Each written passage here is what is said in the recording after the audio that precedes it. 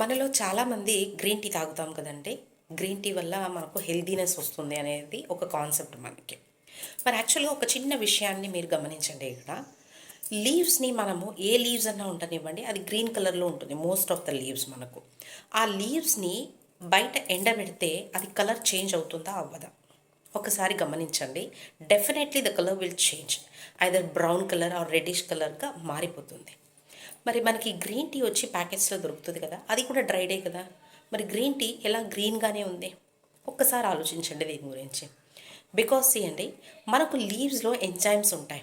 When they are plucked from the tree, అంటే plant నుంచి tree నుంచి దాన్ని తీయంగానే ఏమవుతుంది, ఆక్సిడేషన్ వల్ల దాని కలర్ ఆటోమేటిక్గా చేంజ్ అయిపోతుంది. This is the natural process అన్నమాట.